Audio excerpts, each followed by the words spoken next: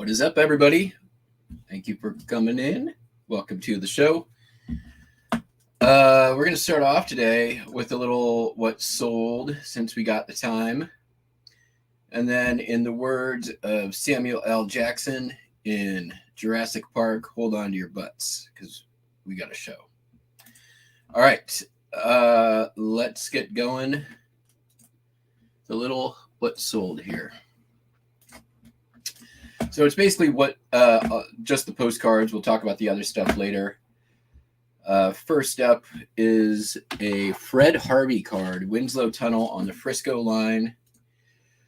This was in the auctions I ran last week. I ran 400 postcard auctions. The ones that sold all sold for opening bid. This one sold for $7.95. This is a Travelodge in Roseburg, Oregon. I have 3 of these. This one sold for $3.55. Next up, another hotel. This is the Hilton Inn in Macon, Georgia. I believe this came recently from the from the estate that contacted me through YouTube. $3.55. Knoxville Skyline at Night, Knoxville, Tennessee, linen postcard.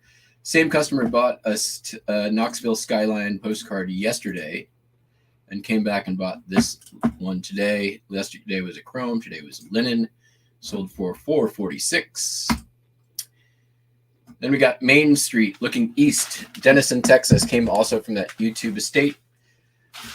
1913 divided back era, $7.15 for that card. And we've got Castle Keep. I believe this is New York. Castle Rest, Pullman Estate, Thousand Islands, New York. Yes, it is. Got some postage marks on the front. Little corner wear. Didn't seem to matter. Sold for $2.66.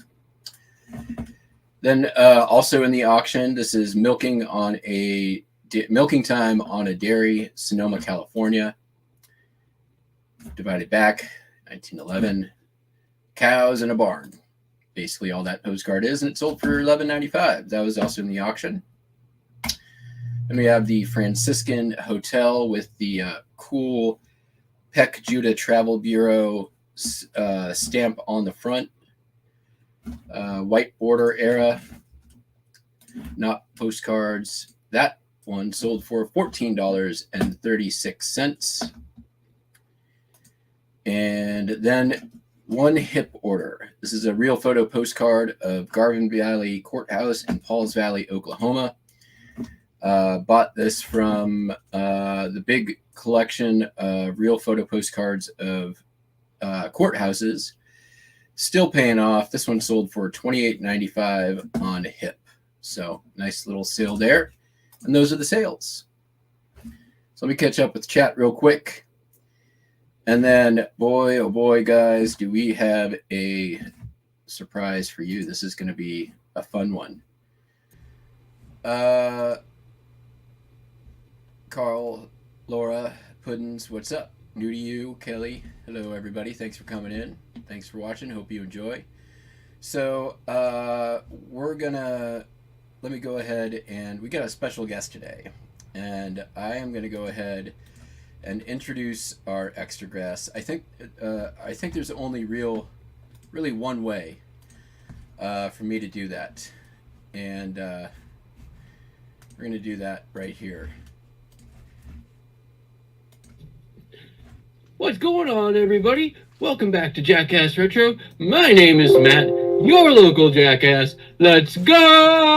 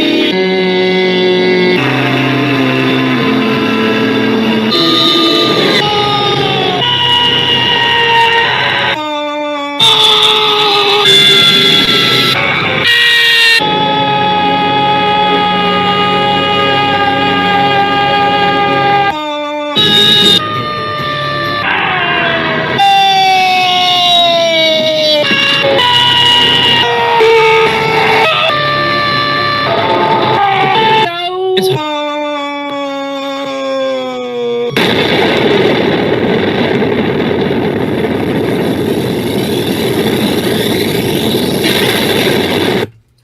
right, everybody. We've got Joey Bada Bing 22 in the house. Let's Joey, go! What is going on? Well, welcome to the That is show. hilarious. This is SHIPSHOW. Figured we had to bring it in the right way. I made that like 2 years ago, and I think I sent it to you like 5 times. Have you ever seen it? No, I've You've never seen clicked it. on my link. That's hilarious. Let me turn off my echo. I have to turn it on to be able to do audio off YouTube. There we go. I was like, I'm hearing myself. I was going to tell you after you were done talking. Well, thank you for coming in, and For sure. I know you've got things to ship, so I can't do this. So, for those that don't know you, I know some of you do. Why don't you go ahead and introduce yourself? I'm going to put you big. For sure. See here. I forget how to make people big. Okay. Nope, that ain't it. We'll do that. There we go. Now you're big. What's going on, you guys? My name is Joey, also known as Joey Bada Bing 22, your local reseller mailman thing you want to call me. What's going on, guys? I'm also another reseller. I'm here on YouTube and Instagram and stuff like that. I've been slacking on the YouTube stuff, which is totally my fault, but just been reselling. I still do it every single day. I absolutely love it. I got about 30 listings going out, doing the ship show with my boy Jack Booty Retro. But yeah, man, just been a reseller now for about 4 years, and I love it. I've been full-time for about 1.5 years. And I've been loving it ever since. I could never see myself doing anything else in this world. I love the thrill of like going to a thrift store or the bins or a garage sale, an estate sale, any kind of place you could find an item in a garbage. Like, it doesn't even matter. Like, everything has value. And I'm just so like thankful that I do this, because like the other day, I was going into I went to the bins, I went to a Goodwill, and then I went to another Goodwill. And as soon as I was leaving the second Goodwill, I was just going to go home and start taking pictures of all of my new stuff. And this guy, he just pulled up to the Goodwill, and he had some golf, like a golf bag. And I was just like curious. I was like, hey man, like, what are you doing with that golf bag? Are you donating? And he's like, yeah. Short little story. Goodwill, they don't put out any golf stuff here in Florida, like golf. Well, in my area, I don't know about like northern Florida, but I'm on the east coast of Florida, a little bit on the south region of Florida, and in my section of Florida, they don't put out golf clubs. And I used to pick up golf clubs all the time and sell them for buco bucks, and for like a cheap price, like $2 for a golf club to sell for like 100 plus or even 50, whatever the sale margin is. But I asked the guy, I was like, hey man, what are you doing with that golf bag? And he's like, I'm just donating it. He's like, can I take a look at it? And he's like, sure, just take it. I was like, dude, no way.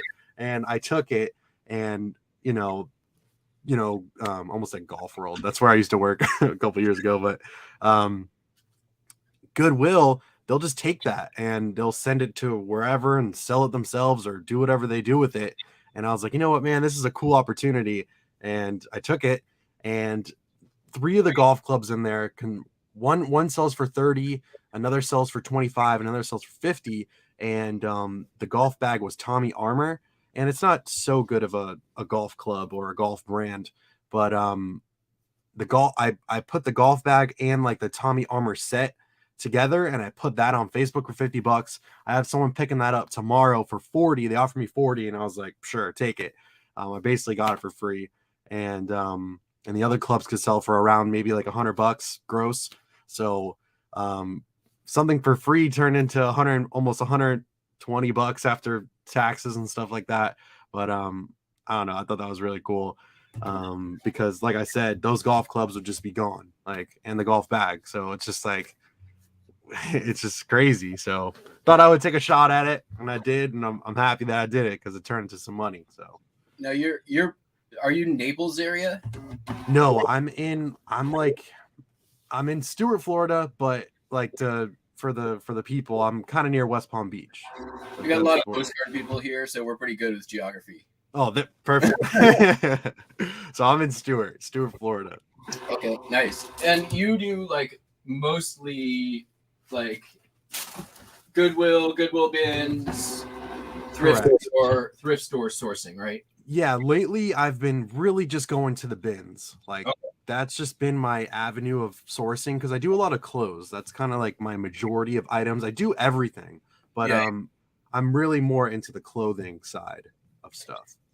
And any like plans or interest in like branching out from that, or Like I said, I still do everything. Like today, I'm shipping out I found this at the Goodwill that I got the the golf bag from. This is a Dodge Ram 2013 radio, like, oh no, yeah. stock. Got this for $750 and I sold it for $75 plus shipping. So I do sell everything. I just don't come across this stuff because Goodwill doesn't put out as many hard goods as they used to. Like, Goodwill used to be so lucrative for me, and now it's just like, if I find something, like, I'm stoked because you'll never find like crazy stuff anymore at Goodwill. It's just sad, really, honestly. Now, so I've actually sourced in Florida a couple of times. Do you ever do like?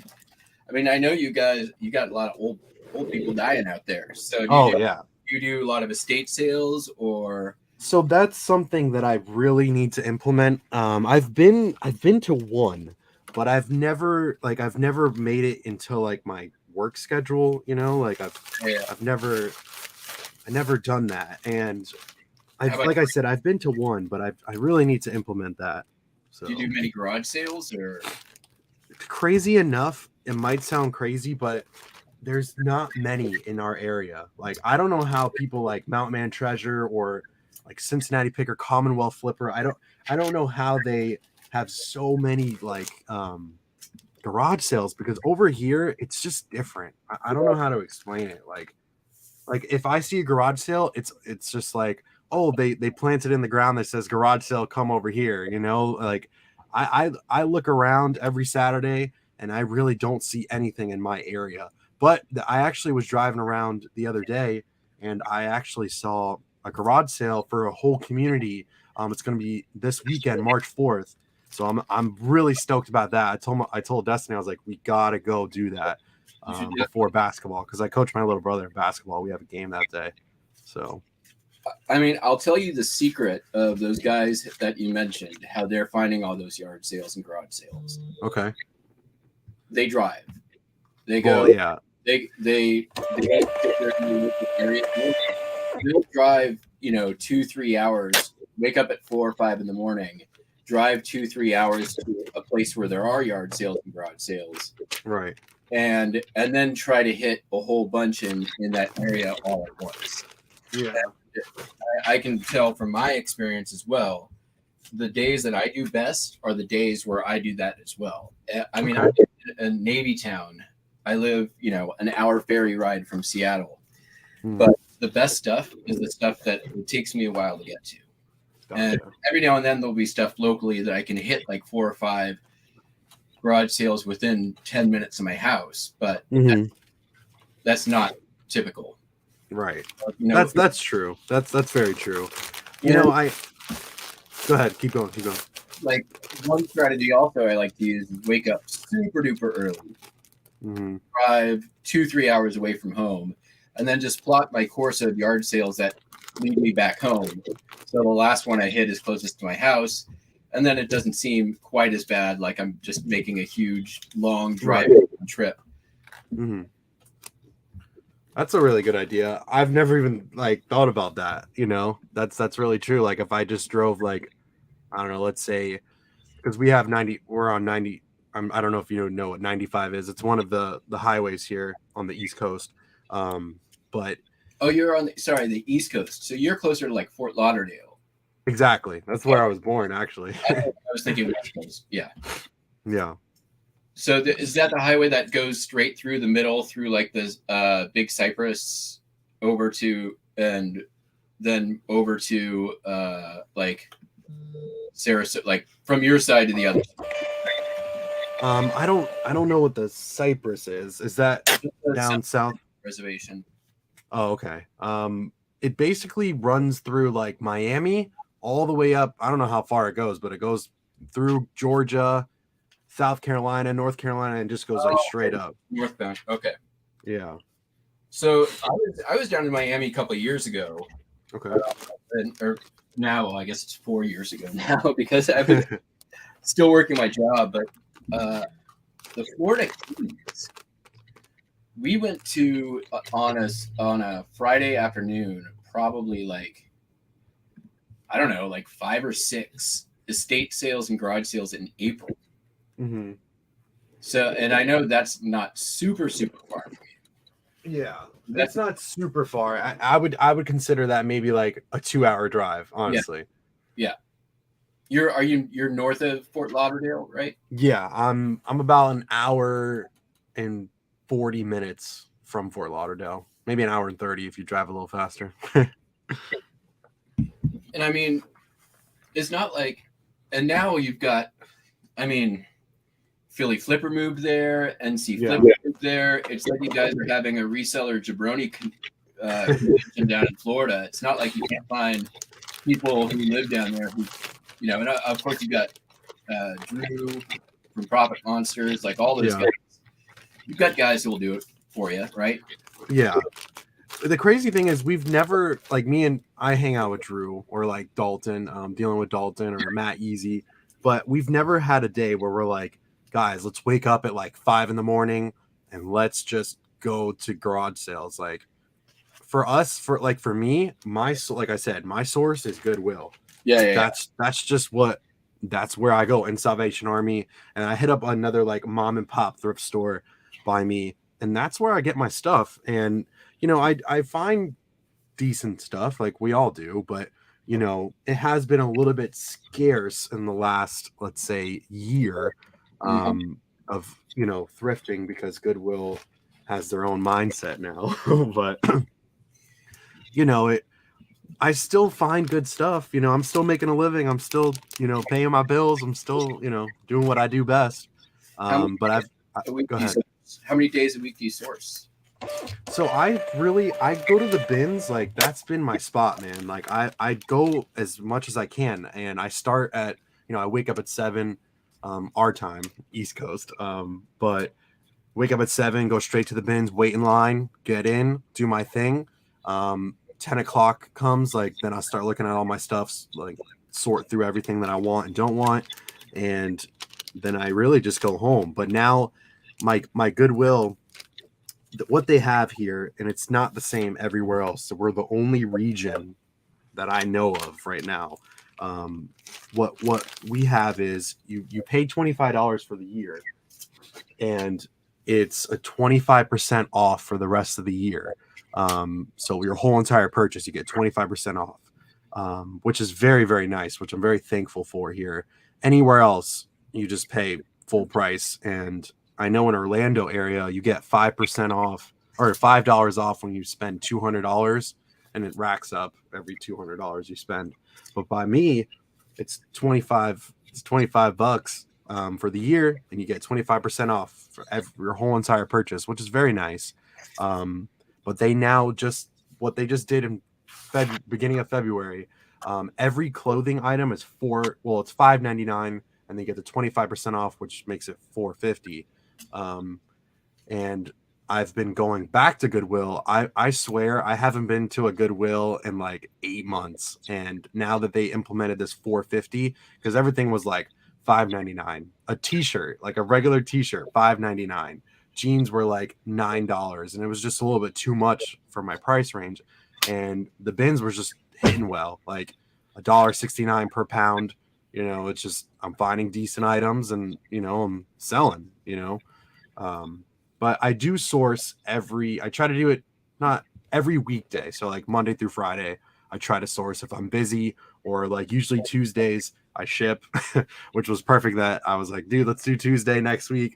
I'm shipping, every time I do shipping. But like Tuesday, like I'll source, like I'll wake up at 7, go to the bins, come back, and then start doing my shipping, because my mail lady doesn't come until like 12:30, 1 o'clock, sometimes 1:30. So it gives me enough time to come back home, do my shipping, and my mail lady should be here. You know what I mean?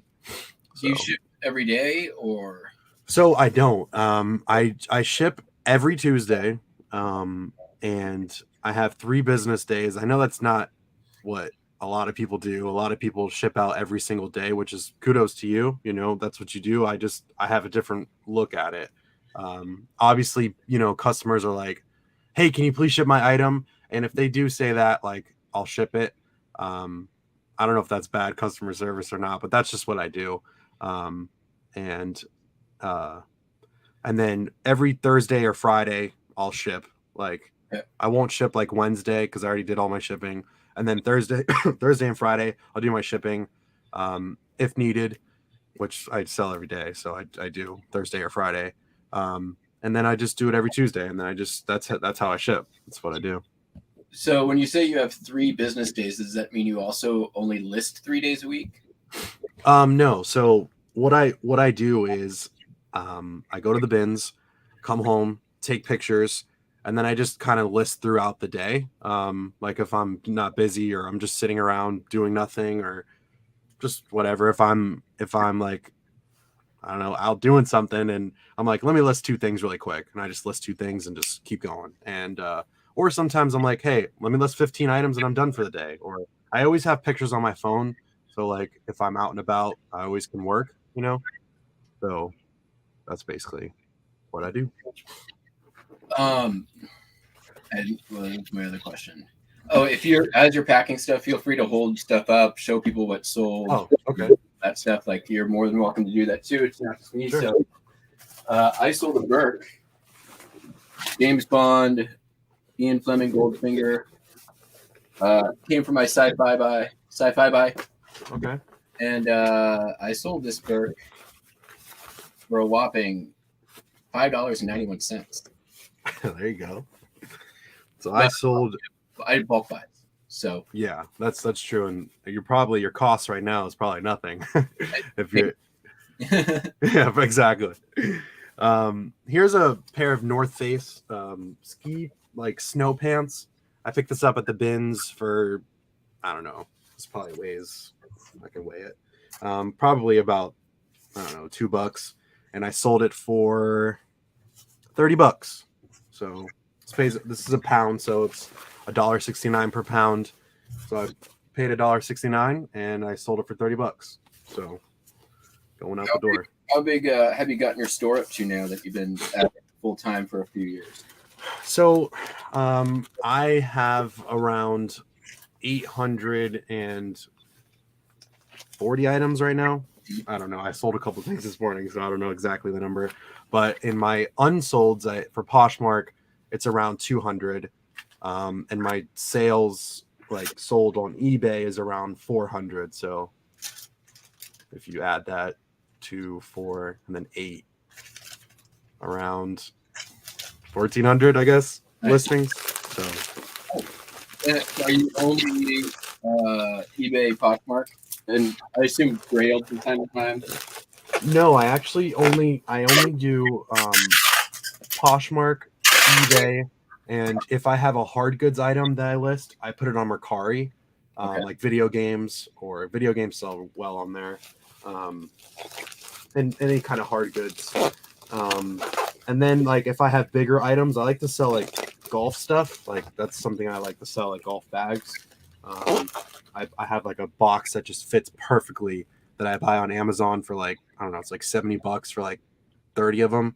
And I just implement the shipping, like an extra like $3 like for shipping. So they're basically paying for the box and the shipping. So that's how I do it. And your partner, Yes, also at a store, right? And Right. So she has her own store and she kills it, man. She's been working so hard. She has like 2,200 listings on her store. With I would say maybe 800 sold on eBay, and I would say she's been picking up on the Poshmark the last like 5 months because she was only on eBay. That's it, like only eBay. But I told her, I was like, you need to get on Poshmark. What are you doing? And she got on Poshmark and she was killing it on there too. So because we do a lot of clothes, so it's yeah. like, Have you guys been doing the end and sell similar since I came on? yes, dude, I do it every week on Saturday night because the reason why I do it on Saturday night is that usually there's typically a lot more Traffic people on that buy on Sunday. Yep. So it's just like perfect. And ever since you've taught me that, like I make more sales. Like it's honestly amazing. Yep. So I'm thankful for you, man. Like I really do appreciate that. Happy to do it. And hopefully like a lot of the people who were in your show, actually we picked up a few subscribers from there and a few people who were in here all the time. Nice. Ping came over from the show, and there's a few other people who I think found us when I came on and did that little demo. Nice.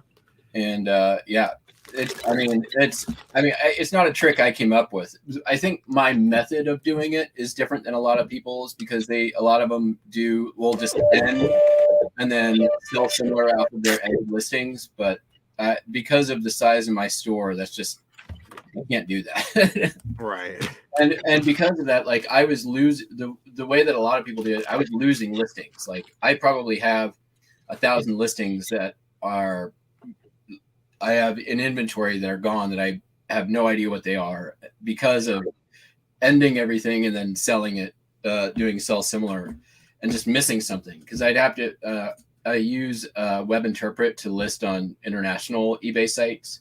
Mm-hmm. And there was a lag. I'd have to wait for, I'd end my listings and I have to wait for all the other listings on the international sites to end before I could sell. It was a mess. So I had to figure out a workaround, and that was my workaround. Okay. So you don't really deal with anything vintage outside of like vintage clothing, is that right? Yeah, I mean, you sell everything, but like you don't really look for that kind of stuff. No. It's crazy. Like I don't. I really just I do shoes, like I do bunch of clothing. I do vintage clothing, any kind of type of vintage clothing I do that I know of, that I've learned just in the years.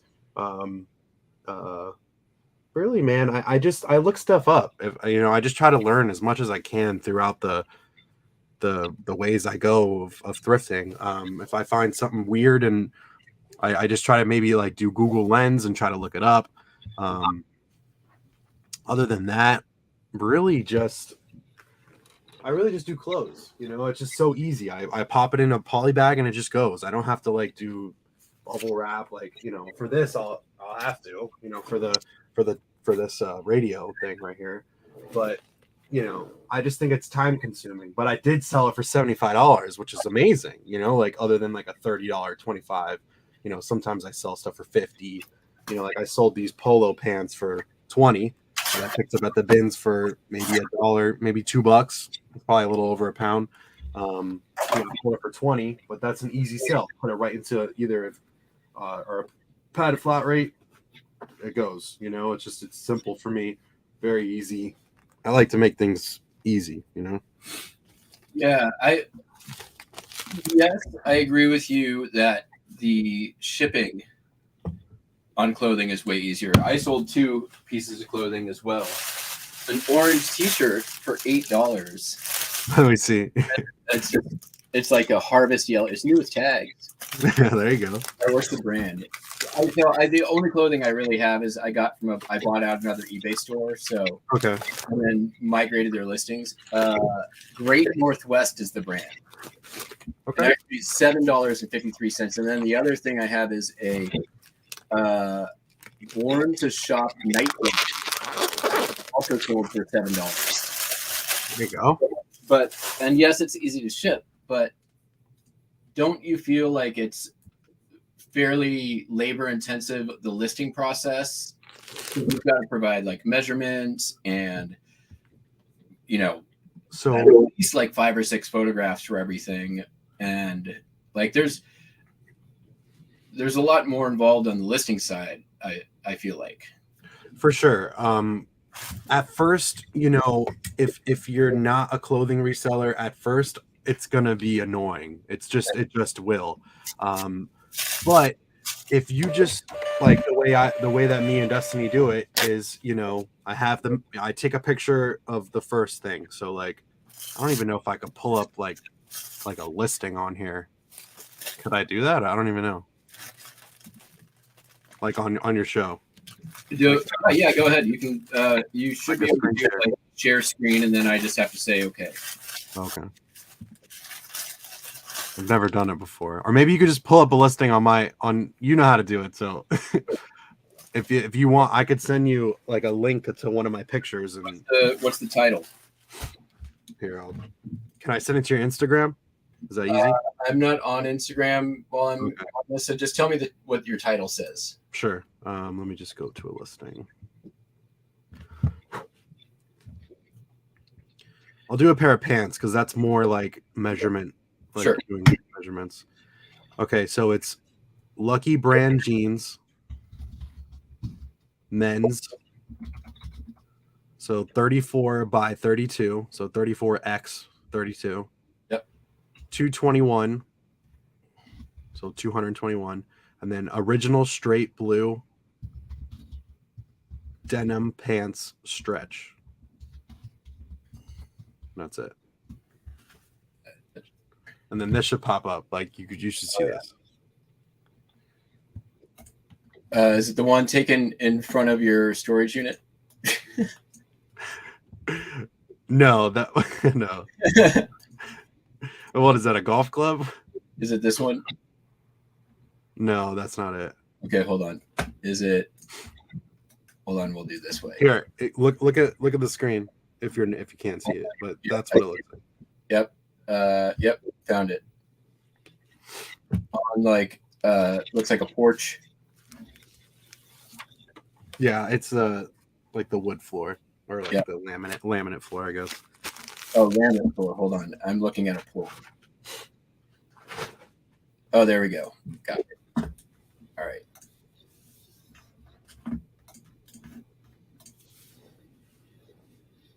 Perfect. So this is what I do. So that's my first picture. So anything with pants, I fold it like that. It's just something that I always do. And I have like if on the back, like it says Lucky Brand, like that kind of indicates like if someone that always wears Lucky Brand, they just like see it like on the back of the pants. And then my second picture is this. So I take from top to bottom, like it's something that I've implemented every single time I do a pair of pants. So then now do the next picture. So then I do the waistband from the back, just a nice little something like that. Then I do the inseam, just like that. And then now after that, those are like my first 4 pictures. Like I know that I'm doing that every single time. Then like if there's flaws, I'll do that next because but then I'll do like the size, and then like I said 221 original straight, and then this is the back of the pants.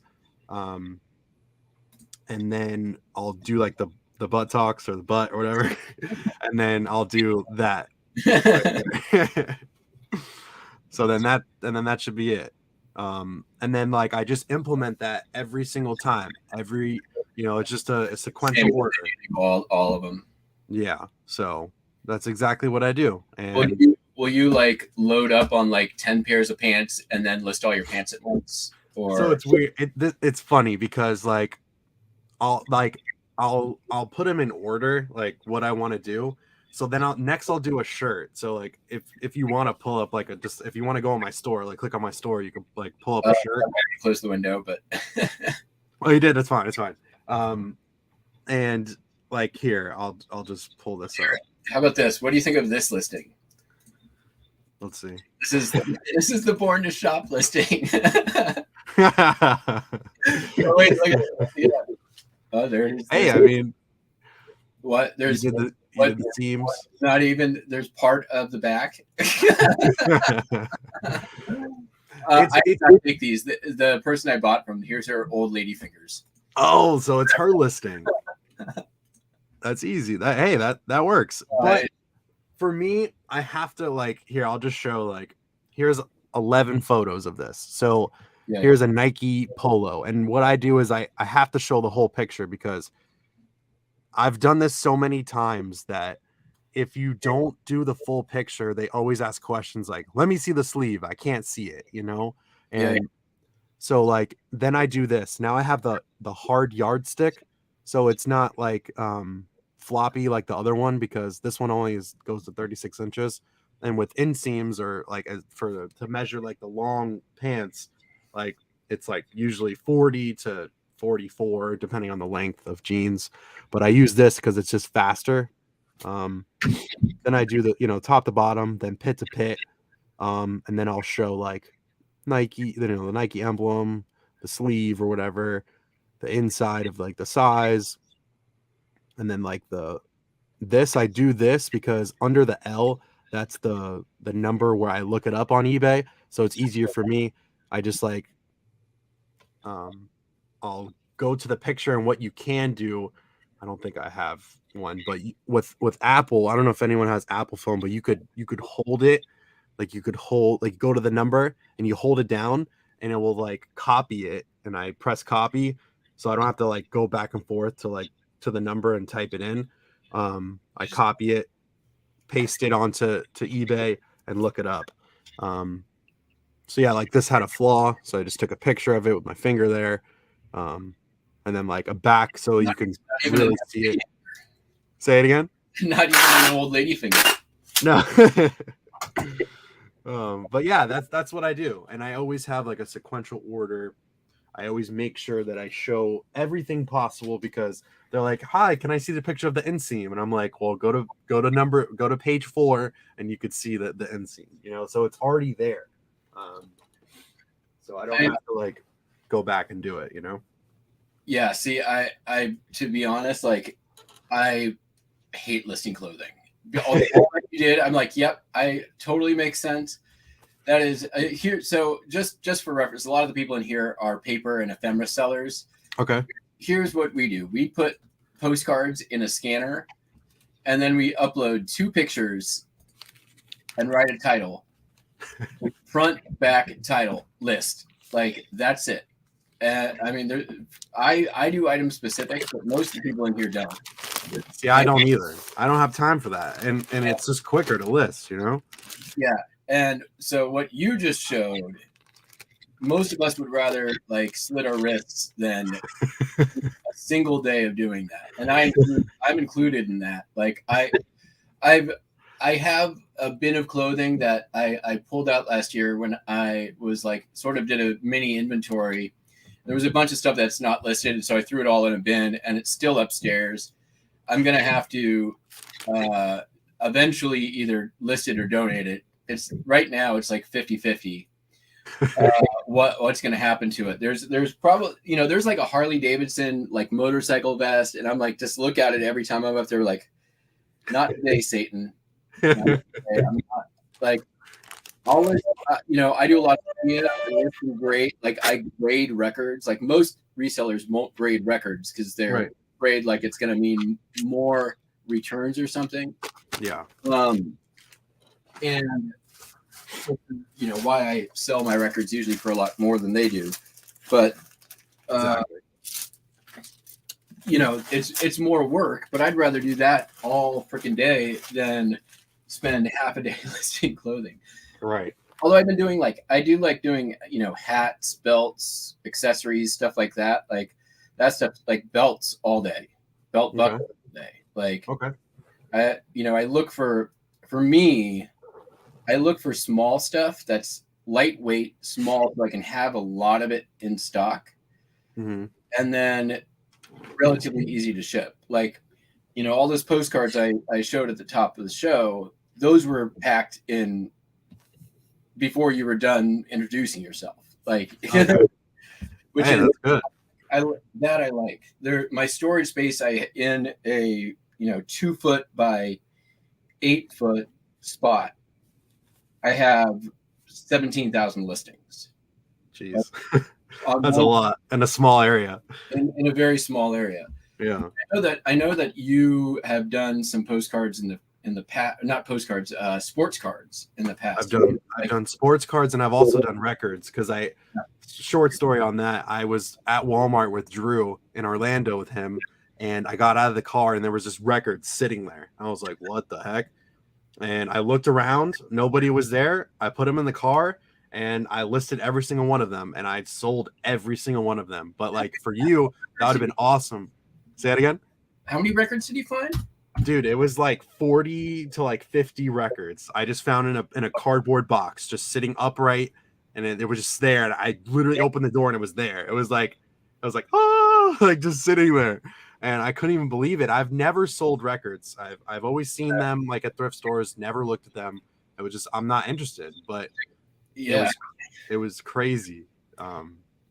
But have you ever like thought of diving in deep into something like sports cards that are small? You can get them just about anywhere. You can get them in bulk, Right. And you can pretty easily grind them out. Even though some your sale price might not be that much, but they're so easy to ship, so easy to list, so easy to pack. Mm-hmm. They don't take up much space, and I know that you are limited on the space that you have. You have a storage unit. Mm-hmm. Have you ever thought of like diving into something like that, or more media, something that you can get more quantity of and use to build up your store?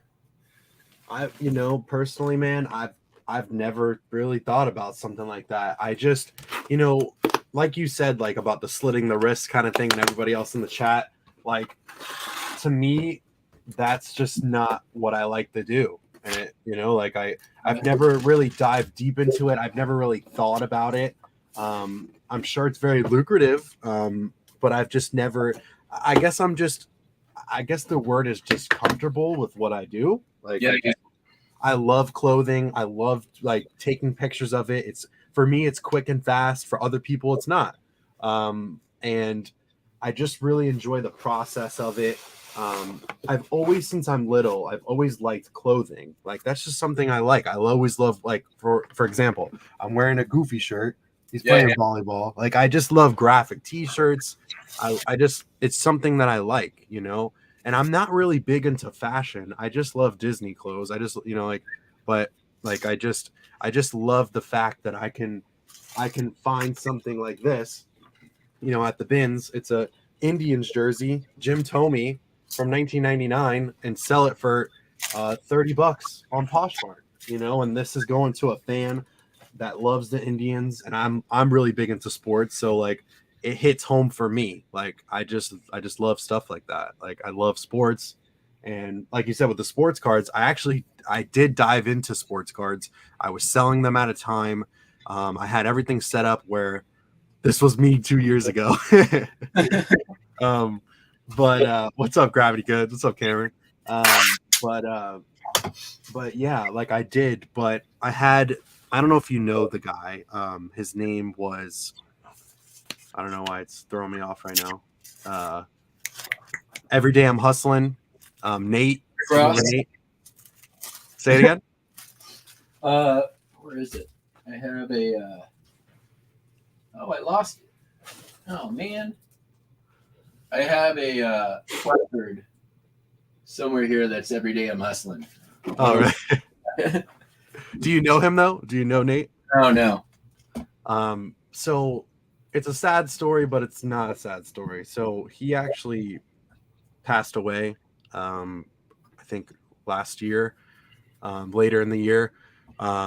Sorry to him and his family, but he did sports cards, and so did I. I love sports. It was something big I was getting into, like buying, blaster boxes and opening them, either selling them or keeping them for myself. Like I love the Yankees, the Cavs, and the Jets. I would keep those cards and just sell the rest. And I got really big into it. Then I started collecting like my favorite players and stuff like that. And but then I got like the penny sleeves and the you know, Yeah. the hard covers for them, and I started really getting into it. And he was like, "Hey man, we're doing a bulk like send in like to PSA." I was like, "Dude, awesome! Like I've never done this before." And he's been on YouTube for a while. All they talk about is sports cards. You know, like I did this whole entire thing with them, and I sent in 2 batches like to go to PSA. And when we were doing this, COVID happened, and Mhm. it was very slow. It took over a year to get your stuff, and I was patient. I was patient for it. The only thing was, once he got them back, he ghosted me, and I didn't get my cards back. Yeah, he ghosted like 5 of us that sent in the cards with him, and he took all my like really good cards. Like I trusted the guy. I've known him for over 4 years when I started doing reselling. And he was a reseller at first. Like he did what I do, just what we all do, reselling. And him and his other friend Anthony got really big into sports cards. And I was like, man, this is cool. Like I love sports. I would love to do this. And I bought packs from Walmart and Target and stuff like that. And I loved it because I love sports. And he took all my cards, man. He ghosted me. Either he blocked me on everything. He'd stopped making YouTube videos, took all of our stuff, and I had over $10,000 worth of stuff. Maybe even 20,000, 30, depending, because like I had Joe Burrow cards in there. I had Jalen Hurts for the Eagles, starting quarterback. This new Jason Dominguez guy, he's coming up for the Yankees. He's supposed to be like the next big thing. All these awesome cards that I sent in, and personal cards that I loved, and sent them to him, and they all got graded, but he kept them, and he did whatever he did with them. And because the last thing was I sent him money for shipping back to my house. Like it was, I don't know, $12. I wanted it to be UPS ground, so I had like coverage on it and stuff like that. And he never responded back to me, and it was just, and he passed. Yeah, it sucks to say, but he was driving. I don't know if he was on drugs, alcohol. I have no idea. But he was driving inbound from, like, let's say you're getting on the highway. He was like coming into traffic on a highway, like going really fast, and went head on to somebody and passed away, which I have the goosebumps because I don't like when people pass away, but That's terrible. I mean, just the fact that, like, he completely fucked you over. Sorry. Yeah. No, you're good. You're good. I hear it all the time. My dad curses all the time. I just don't curse. I fucking swear whenever the fuck I want. No, you're good. It's just your show, bro. This is your show. For those who don't know, no, he doesn't swear. I know. But what are you drinking? What is that? Coffee. Oh, okay. I'm like, what is that? But yeah, man, it was very sad, and but it kind of got me out of doing the sports cards, and it really hurt me, man. Like mentally, like, oh, yeah, that. Like I was really patient. Like I always asked him, like, "Hey man, what's the update? I'm so excited for these cards." And he's like, "Hey man, it's not back yet. Whatever." And it did take a long time, like for PSA to get like the stuff back. That is true. Have you thought about maybe contacting his estate and saying, "Hey"? Well, he had a wife and kids and everything. What I'm saying is, like, maybe that stuff's still around. It could be, I mean, I'm not saying like, maybe the reason for it was not nefarious, right? Like, right. My old partner used to say, and I think it's a good thing to say to remember in general is, in the absence of fact, assume the best story possible, right? Yeah. Maybe he had a hard time. Maybe something got screwed up. Maybe, who knows what could have happened. Right. Maybe they're sitting in a box somewhere, still there. You've got the receipts. You've got the communication.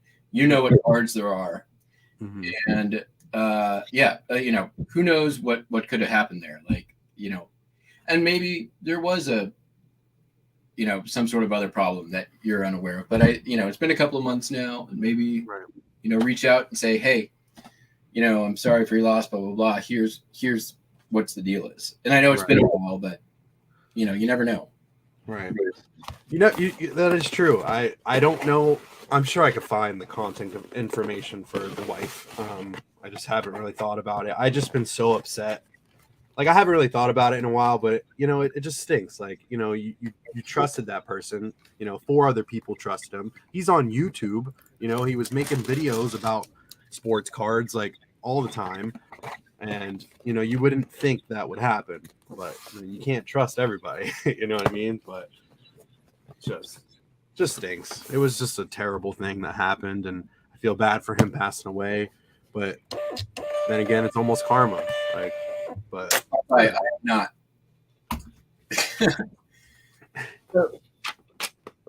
So you for quite some time are doing was it Monday listing show? Yeah. But you haven't been doing it. Yeah, I've kind of slowed down on it the last like 2 months. Slowed down as in haven't had one? Yeah, basically. Are you bringing that back? Any plans to bring that back? Yeah, we did one last week, which I was so stoked about because I love doing it, man. I love doing it for the people. Like, I love doing it. I don't know how I missed that. I've got notifications turned on. It's Mondays, right?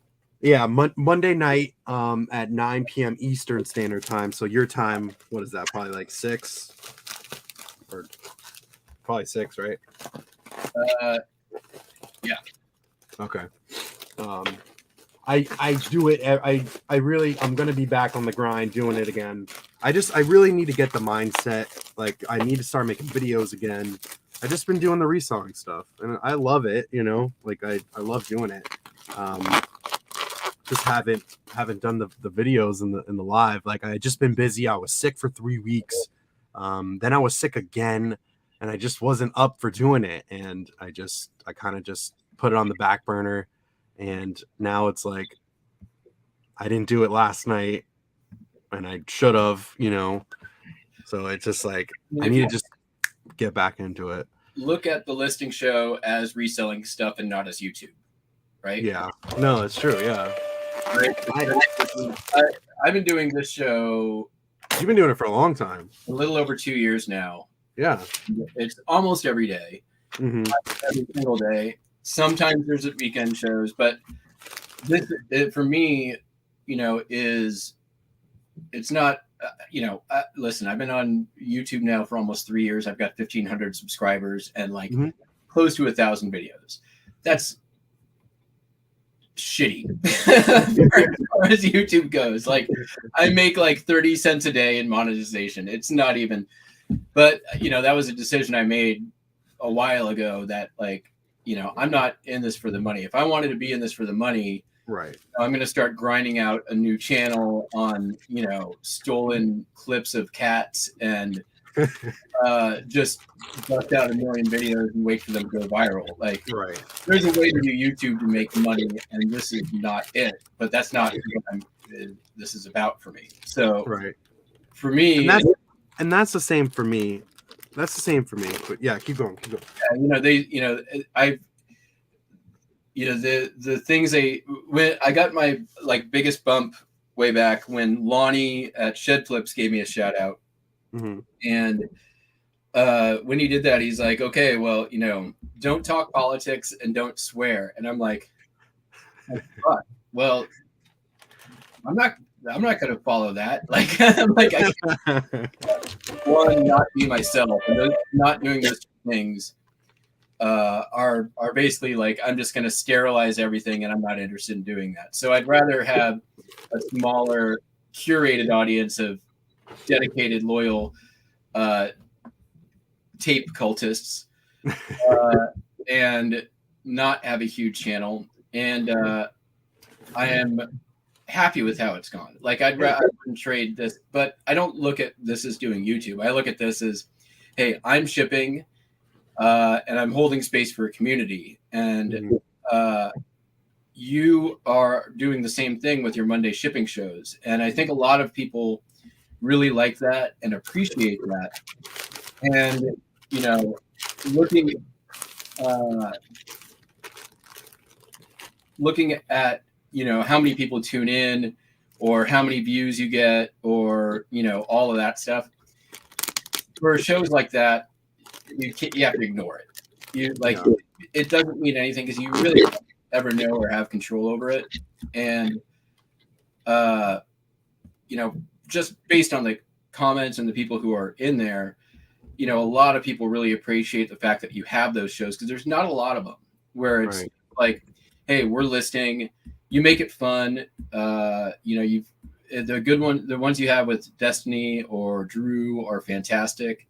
Thank you. And you know, if you ever need another person to come on, I'm happy to do that. And Yeah, sure. I'll do some listing and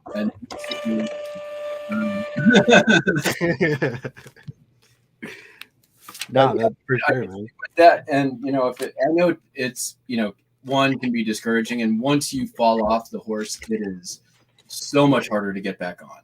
I know. Like, yeah. You know, I haven't been doing edited videos for some time, and I've got the ability to do it, but man, the time it takes to edit is just so. Yeah. I'd rather be listing. Right. And I love the process of editing. It's one of my favorite things because I love it. It's part of the process. I do too. I just can't spend 3 hours a day or even, you know, 3 hours a week sitting there and editing my videos. That's, you know, with in a category where like my best case scenario is after 3 years, I might possibly do 100K and be making, you know, a few $100 a video. Like, yeah. And the reality is, to be successful in this space, you have to be very generic, sanitized, and I can't really be myself. If I want to hit 100,000, it means I'm selling out, essentially. Yeah, you are. I mean, and you know, I'm not going to drop names, but there's a lot of them out there. Yeah. You last year, correct me if I'm wrong, you went to reseller camp, didn't you? Which one? I went to Cat the Nurse Flipper. You went to reseller camp. Isn't that what it is? Yeah. Yes. So you were there. Yes. Tell me about it. It was cool. The thing was, I got invited by Cat to come out because me and Cat grew on YouTube kind of at the same time. Like we just started doing it at the same time. I think around that same time as well. Oh, okay. But she told one day she told me that like I shouldn't quit. Well, not one day. She always told me, she was like, Joey, don't quit your job at the post office. You're gonna regret it. You know, you better just stay, you know, working and doing all that stuff. And I was like, look, that's great. Like I totally hear that, you know, from like, let's say like a mom perspective or whatever. But I was like, that's not what's gonna make me happy, you know. Like I'm like, obviously having that job, like being a mailman is a great job. Like it is like to have that.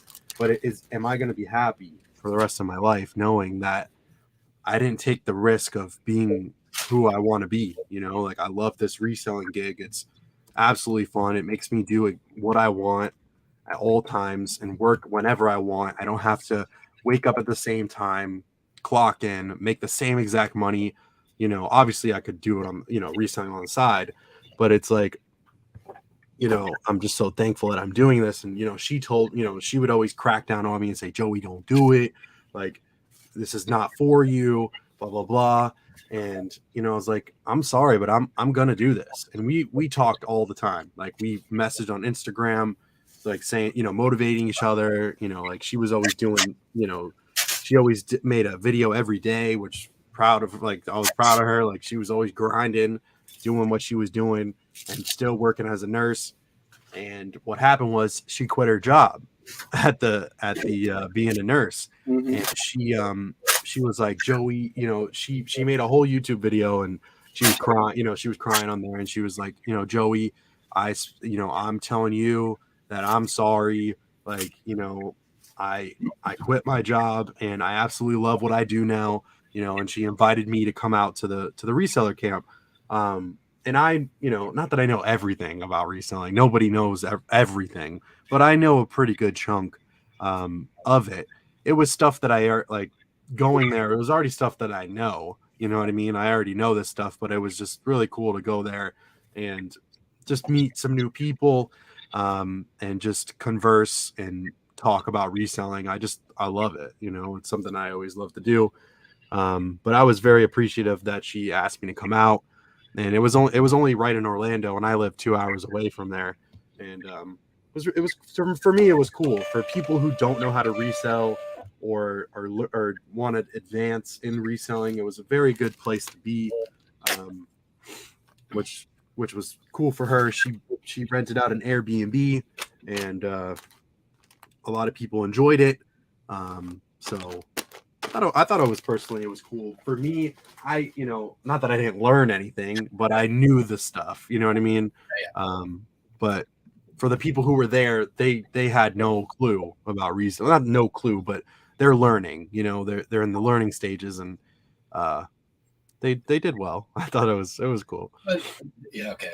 I'm gonna withhold my personal thoughts on the matter.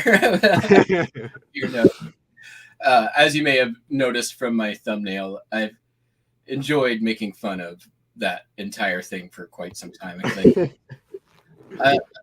I'll only say this: I think it's ridiculous to make people pay for information that is available free elsewhere, and Right. Whereas networking has value, like you can't automatically just buy a network. A network is something you have to build on your own, and because it's based on relationships, right? So yeah, Tommy was the biggest fan. But yeah, I mean, I was curious, like you didn't pay, right? You got invited to speak.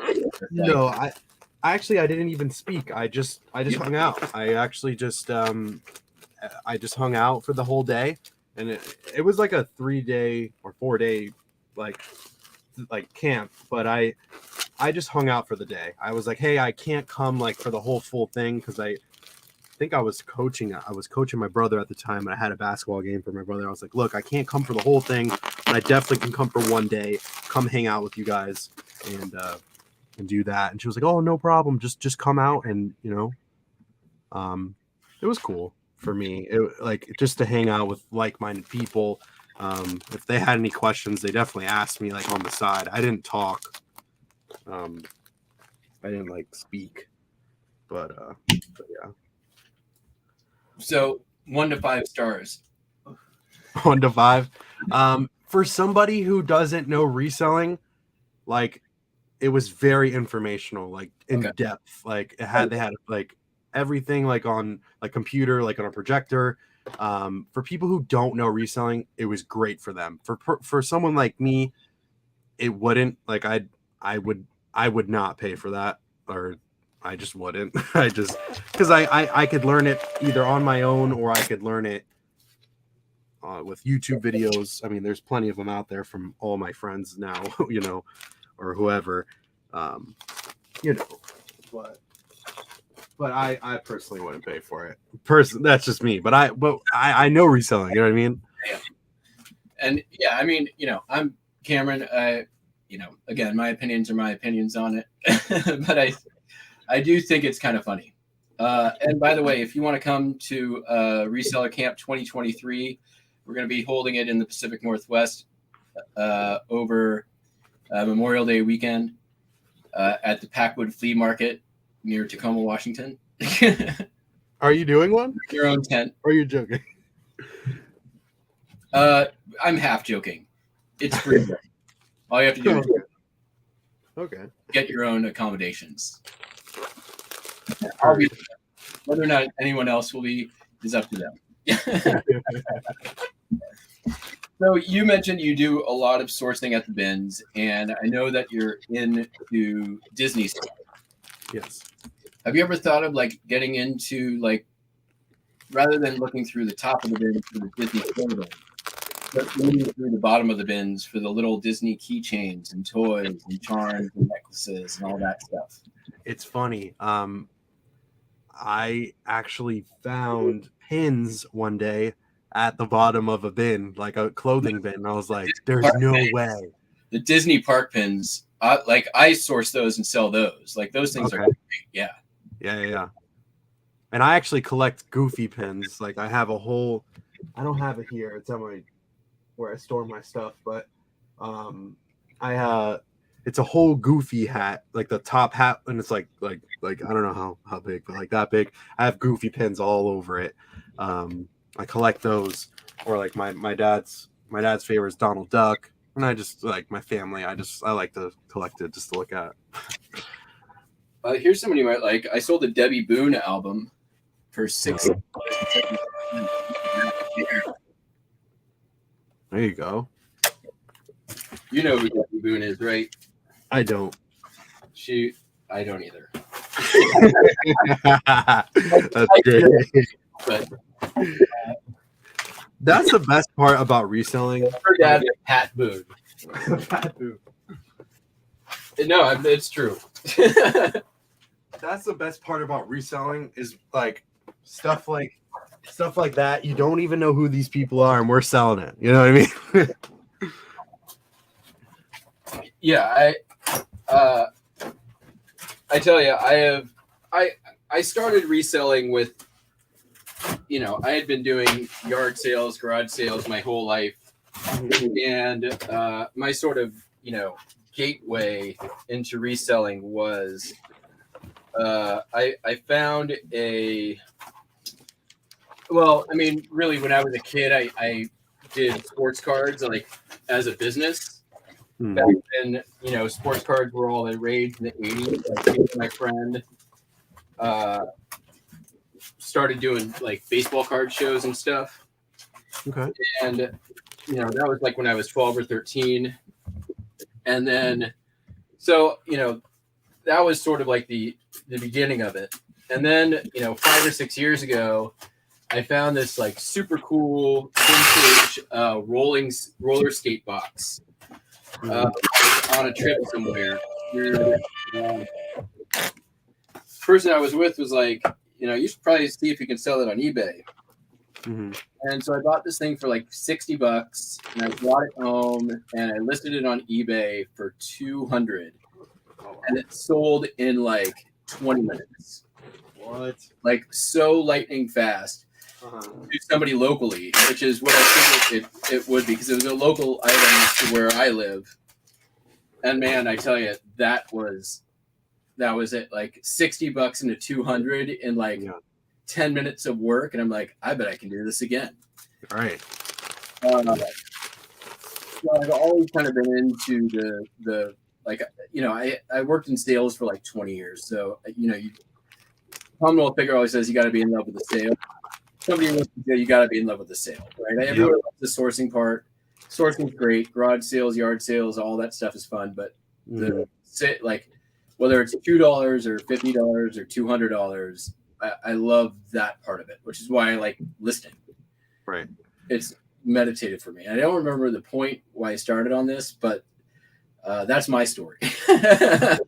No, that's awesome.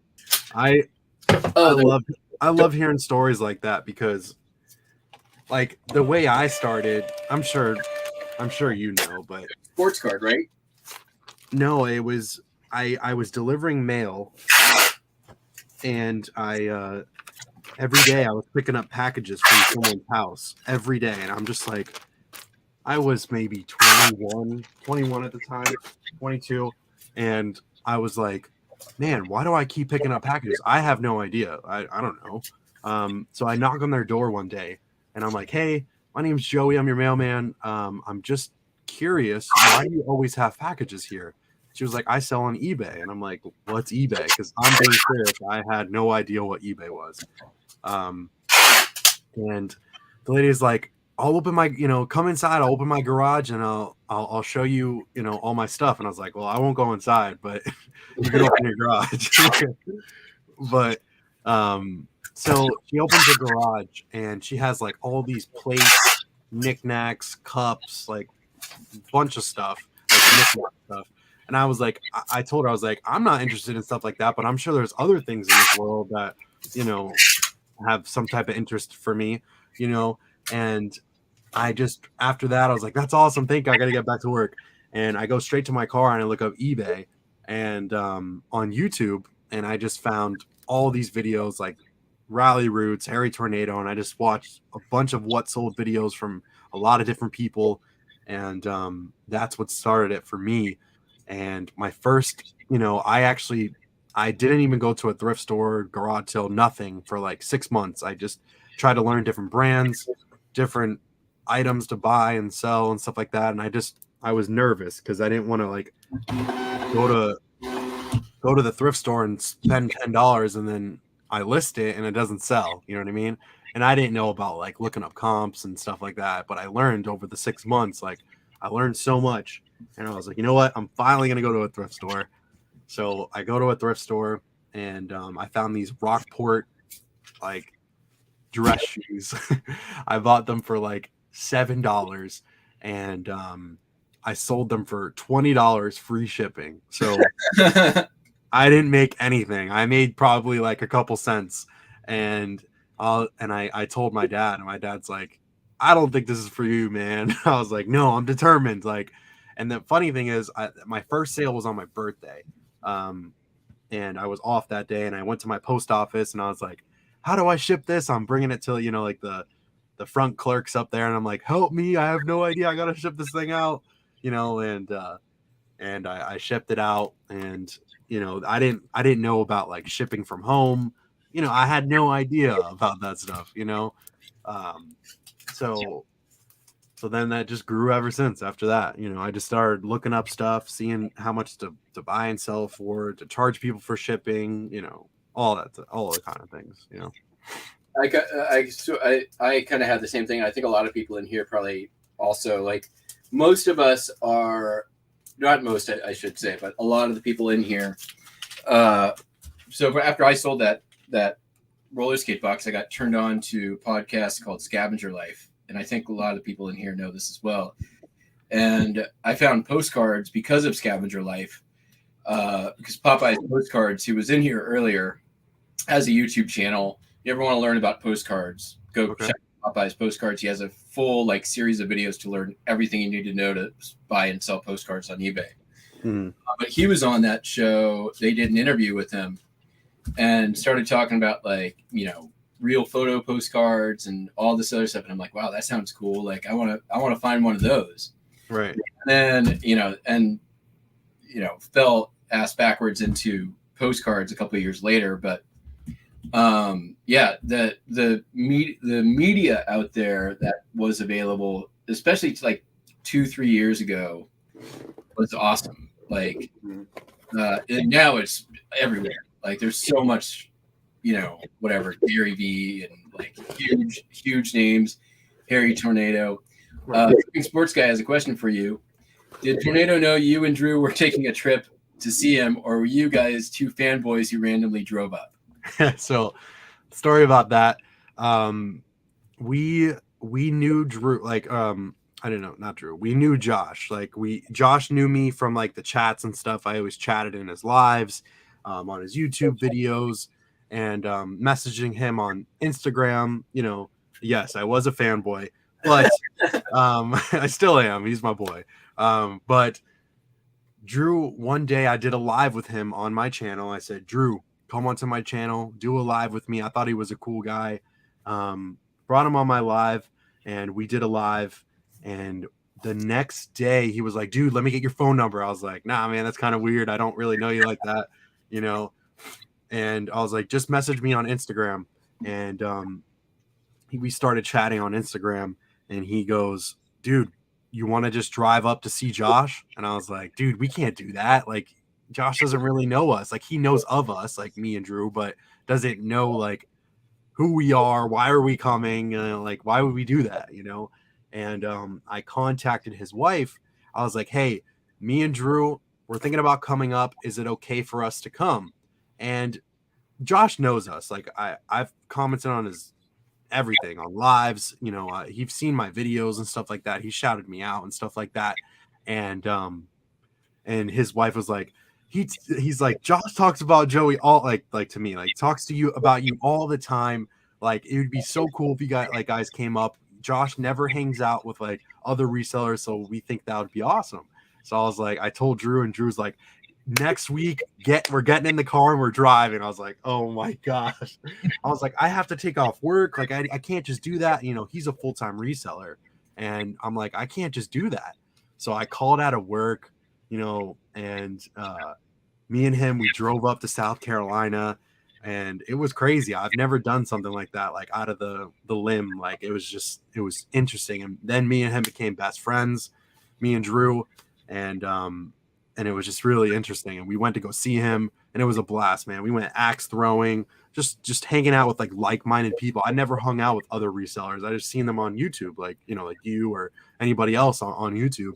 Never hung out with nobody, and it was just so cool to go to a thrift store. And we opened up the pallets at the time. He was doing the pallets. That was super fun, and just to hang out with him was awesome. It was just like almost meeting like a celebrity. Like that's how I felt. Like I love Josh. I've seen every single video of his, and just love him. And yeah, that's basically how we got there. Are you guys still doing the Triple Thrift podcast? So we like, I do in quotations, like we are, but like we haven't done one in a while. And we can't, like, I don't know how to explain it. Like either someone's doing something, or if we're not making it a priority, which we really should, because it's super fun just to hang out and just talk to them and have other people listen to it. Just haven't done one. That's pretty much it. Just haven't done one. I sold a patch, 1971 Boy Scouts patch. That's sick. Sold for a whopping $5. Hey. But here's packing. Wait. I gotta see this. Perfect. See, that's easy, man. That is pretty much easy. I've never thought about doing something like that, I mean, I know that there's flea markets I know that we've been to some of the flea markets all over there. Yeah. Look at the small stuff, because you can usually get that stuff for cheap. And the more obviously, the more I know you like your lane, but the more you can learn about some of that other stuff. Oh, thank you.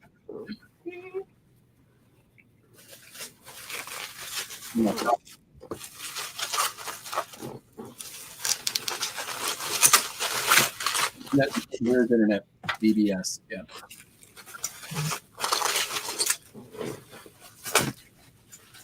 So, I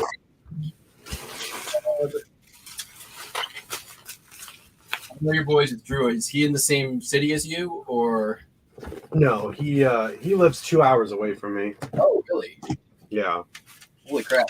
His YouTube lately either. No, he ever since his like Christmas thing, like he was doing a video every day. Yeah. I don't think he's made a video. Man, I haven't made a video in. Well, actually, I did put out a video like a month ago, 2 months ago. But like, I love making videos, and I really enjoy it. Like, I love like looking back at them and saying like, wow, I made this video, and I could show my family or my friends like, hey, check out my video. Like it's just something that I made. I just love the content creating. It's just interesting. I really enjoy it. Yeah, I do enjoy. Yeah, he did the. Yeah, he hasn't made a video in a while. Yeah, it's been probably since Christmas that I remember. Yeah, Sorry for the noise. I can't imagine doing almost like every time I'm like at a thrift store, I'm like, maybe I should record this. Then I'm like, nah. Then I gotta edit it. And honestly, like 90% of my my sourcing is online. I source. I had a goal this month of sourcing 10 days, and I did 5 days. I didn't update the board back there, but it's source. I mean, I have so much in backstock too, which is like I can't really justify going and spending money on stuff until I list what I have, which is a lot. What's your death pile like? Do you have a lot of unlisted inventory? Truthfully, man, I don't have a death pile. I like to get my stuff and I just like to list it. The only death pile I probably have is this row right here, and it's hard goods, all like a pot and pan, some Coach bags. This is the only area right here that I have that is unlisted. It sounds crazy, but I don't believe in death piles. I really think that you should list. You know, if you got the items, that's your money.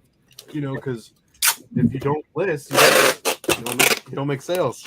But don't you think there's some merit to having a sort of a backstock of inventory so that if for some reason, like if I get sick or you can't source or somewhere closes or something dries out or you can't find anything or any of those things, you sort of have like a little bit of an insurance policy of, right. You know, like I tell you, for me, like when lockdown, having a backstock, I didn't have to buy anything for months. I still did, but right. have to. But you know, I've been, you know, I didn't really do any sourcing last year from about August through December. Like I can go a while without having a source. I mean, so having that as like, I agree with you. Like, list what you got. But I think that there's also merit to having something in the background. And you, by the way, you don't have to mute your tape. That's what these people are here for. Oh, okay. They are the cult of tape. They like the tape sounds. Oh, then sweet. I don't know if it's annoying. I didn't know if it would annoy anyone. 16. Oh, that's cool. Then Right, awesome. We've curated quite the audience here. Then that's awesome. I like to hear that. Then I'll do another piece of tape for the people. I sold another weather report. Sold for $10. This is the 80s jazz rock whoa pop. Yeah, $10. Another record. Nice. Here's a pair of boots. Justin boots, sold it for $37. I've sold Justin boots before. Those things are definitely a bolo. Oh yeah. For some reason, this one I couldn't, like, I've had offers and like lowball offers. I had it up for $50, $49.99, and people were just sending me 15, 20, 15, 20. I guess that's where it's at. But someone finally offered me a decent offer. It was $37.50. I was like, I'll take it. Like, I haven't had a decent offer on these. I've had these listed for like 6 months now. And watch, you'll get a return for no fit. Right? And if I do, bro, it's all on you. No, oh, man. There's some Justin boots that sell for crazy money. Oh yeah. Like I know enough about them that if I see them, I will buy them. But yeah.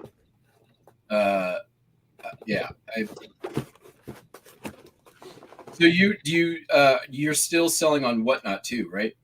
Yes, that's actually another platform that I do sell on. I forget about Whatnot because it's kind of like my fun place to hang out and just sell, you know. So what I sell on there is just graphic T-shirts, really, or like I'll bring like I call it like my garage sale, Whatnot or whatever, and I just bring like whatever. Like kind of I don't know if I'm sure you know Flip the World, right? Yeah. His style is like the bins. Like he'll go to the bins and just bring you literally anything, and that's kind of like what I started doing, like before he was doing that. I don't want to say I'm doing what he's doing, but like that's what I was doing. I would just bring up like a baseball glove and be like, all right, here we go. We're starting it for $5, you know, come take it, you know, stuff like that. What do you mind if I ask, like, what do you do on average on your Whatnot shows? So it varies, you know. It's hard to explain because I do get new viewers almost every show, which sounds crazy, but like my viewers that like, you know, stick around, have been, you know, following for me for a while, they come and they purchase, which I'm very thankful for. Because it what I do with this money is I save it for my car, and I like, it's like I just paying off my car, which I'm almost done paying off, which I'm so thankful for. It's just been like a side stream of just paying my car, like it's been awesome. So and I would average on a show, you know, $100 to $200, and I only go live for like 45 minutes, you know, and I just bring some fun shirts. If the bid's high, like it's cool. Like I go crazy when I get to $10. I use this little button. I don't know. I don't think. Have you seen my Whatnot shows at all, or no? I peeked in on a couple of them. Oh, yeah, I remember, but this thing, whenever I hit $10, I'll press it. I'll go. They're like, oh boy, thank you for the $10 bid. So I got that, and then one of my viewers bought me a goofy one. I didn't know I got this. Say it again. No, I was laughing. No, so one of my viewers sent me this a long time ago. I would say 3 years ago, someone sent me this because they know I could talk like Mickey, and I love Goofy. I love Goofy, and they found this on Mercari for like, I don't know, $25 and sent it to my house. And I was like, this is crazy. So whenever it goes $20, I was like, oh gosh, thank you for the $20 bid. But I can't really talk like Goofy. So you do a couple of like pretty damn spot on impressions. And yeah, for those that maybe haven't heard it, you want to do a little, I think you do Mickey and Elmo, right? Those are those are my two like strong. The big chat. It's pretty dead on. So here's here's Mickey. Oh, hey there, pal! It's me, Mickey Mouse. So that's that. And then my favorite one's Elmo. So hi, my name is Elmo, and I just want to give you a kiss on the cheek. That's creepy, Elmo. It is creepy, especially like if you look at me, like I have a beard. Usually it's bigger, but my sister's getting married in March 18th, and my parents want me to shave it. So I'm slowly like bringing it down. Like I used to have a really big beard. I love having a beard, but my family wants me to shave it. It grows back. It's no big deal. I mean, you might have to quit YouTube altogether, right? I'll have to quit. You know, you're not the mailman anymore, so I mean, you can also not have the beard, I guess. Yeah, right. So, how much left do you have to get? I was kind of going slow because we're talking, but I have. And you know, you don't have to finish to be here. I've only got a couple more to go. So no, you're good. I have this one, and then I have 3 Poshmark sales, and then I'm done. Oh wow, yeah, I have 4 more, and I'm done. I've only got a couple more as well, so that's easy. So we talked a little bit. Destiny, right? Destiny. Yeah, I call her Des because I've gave her that name forever. I call her Des, but her name's Destiny. Yeah. I just want to be sure because maybe Des is short for, I don't know, Despina. I knew a Despina once. That's a name. So what is she also straight up clothing, or she is strictly clothing, like strict, like she'll do shoes, but she is straight as an arrow when it comes to eBay or Poshmark. It's just clothing.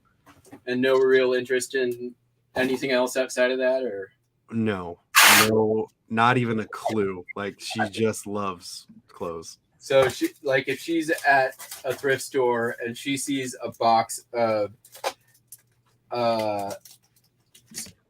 N64 games, she'll just like walk straight past. And I would hope not. I think she would like message me, be like, "Hey, there's this, and this, or like video games. Would you like it?" I think she would message me. But like if it's anything else, she doesn't even look, man. I'm telling you, she doesn't even look. I can't like. Although I mean, for me, there could be like Tupac graphic tee sitting on top of a bin at the Goodwill bins, and I'd walk right past it and be like, I'm gonna go dig to the bottom of that bin where there's no people. Dude, that's crazy because I'd jump right on that. I wouldn't. I probably know enough that I wouldn't do that, but like it could be one layer down, and I would never have a chance of finding it because I'm not even looking. Right. But I'll grab like the purses and belts out of there. I found a Kate Spade purse at the last time I was at the bins. I got to list that today. That's good. Nobody grabbed it because it was dirty, so I cleaned it, and now I'm going to sell it. There you go. I don't know. I'd rather sell a purse than a shirt. That's Hey, sounds weird, but it's true. Easier. Listen, I like so I've sold a bunch of bags in the past, man. I love selling bags. Yeah, it's not my ideal thing, but they kind of like, for me, I kind of look at everything through the like lens of collectibles. Mm-hmm. I mean, even like a DVD collection. People collect DVDs, right? There's DVDs are collectible. Mm-hmm. Tell you how many, women I know who've got like 15 purses. Right. Collection. Purses are collectible, right? Like, you could have, they usually have one that's their mainstay, but there's also, they like to neckties. Another thing, those I would put in the collectible category. Also, I'll buy and sell neckties all day long. Yeah, I can find them if I like them, if they're interesting. Those are easy to list. Mm. So when it comes to clothing, hats, like I wouldn't say that I collect like vintage hats, but I have like 30 vintage hats. Yeah. So yeah, I love hats too, man. Yeah, I've seen you do a lot of those on your listing shows, and I think I saw you had a bunch of whatnot at one time too. Yeah, I like doing the whatnot shows with the shoe, or not the shoes, the hats. Those are fun. So Destiny so you said her store is 2,200 items. Yeah, 2,200. Does she list every day? Oh yeah, she is 15 listings a day, no matter what. Like she'll go to if she doesn't have enough listings, she'll go to the thrift store and find some items to list, man. She is dedicated, and I'm proud of her. Like she'll keep like a draft log of listings for like 100 listings, and she'll create all of them. She'll make sure she lists 15 for the day, and then she'll say like, all right, I have 60 listings, so that's 4 days worth of stuff. After that, I got to get back out and go get, more items. So she, so it feels like you may need to have a little bit of what she's having. For real. I've been grinding, man, ever since I stopped getting sick. Like or I don't know how to say that better, but I'm not sick anymore. I've been going to the bins, been going to the thrift stores and trying to, I want to be like her. She's a really good motivation. So. Yeah, it's if you stop listing for any period of time, it's crazy how much difference when stuff that and like when you're if you're listing for a week and you sell 50 things, right, and you've got only 800 listings, your store is down almost 10% in that amount of time, Yeah. or even a couple of weeks, right? Like, Yeah. and getting that caught up while you're still selling stuff is crazy. Like it can be, you feel like you're just playing crazy catch up. Yeah. It can be really difficult to do that. Mm-hmm. Let's see. We got people in chat. We had a couple of, see if anybody here has questions for you. If you got them, put them in the chat. And while we've got Joey here. So I don't think I told you this, but you are, we're going to be doing some more guests on this show. Oh, cool. You're the first. So No way. That's awesome. I appreciate that. Most of the people here are a lot of ephemera and postcard sellers. Okay. There's some, we got sports card sellers. We got people who jump into other areas as well. I think my mail lady's here. I gotta check Okay, go do it. because my dogs are barking.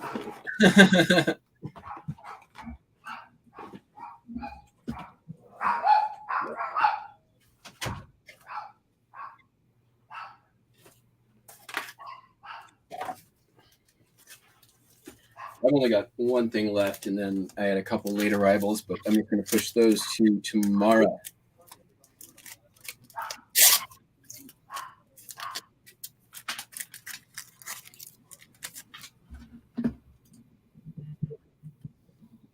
Got 18 people still in chat. Thank you all to everybody who stuck around. We've been here for going on almost 2 hours, which for how much I had to ship out, that's a long show.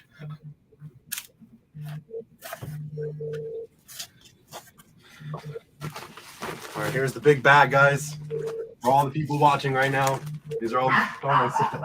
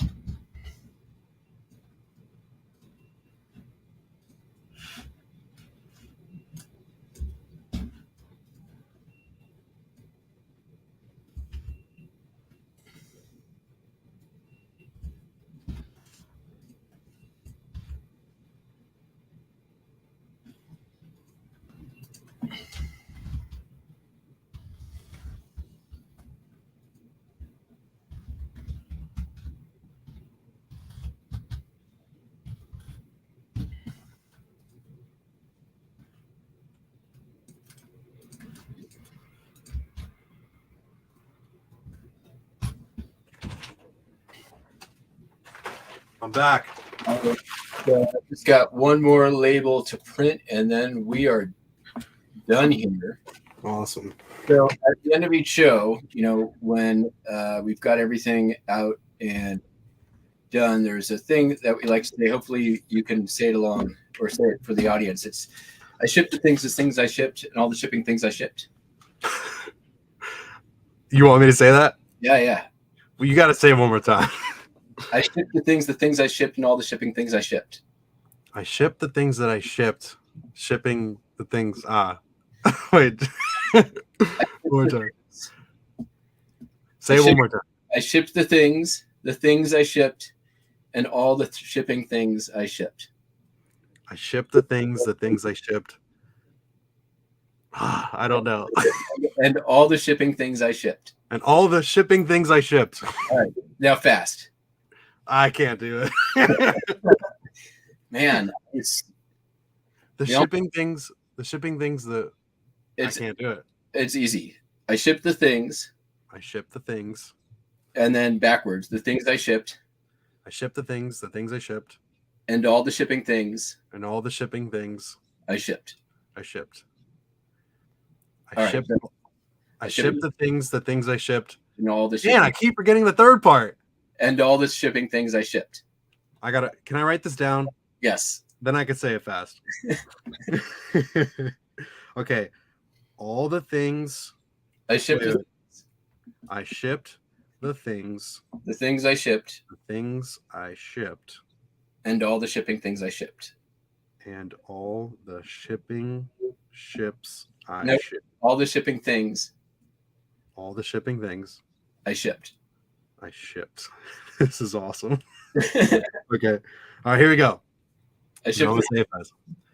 I shipped the things I shipped, and all the shipping I shipped. Man, I messed up. No, That's good enough. you got. Let's go. It's a tongue twister, and you're supposed to like the trick is it almost gets you to swear. Yeah, I knew you were trying to do that. So thank you very much, Joey, for coming on. Thank you man. out there for watching. Everybody, have a great day. We will catch you all on the flippy flap. Peace out. Do you want to do your thing? This has been Joey Bada Bing 22, your local mailman. And I'll see you guys know what next that time. All See right. ya. Bye.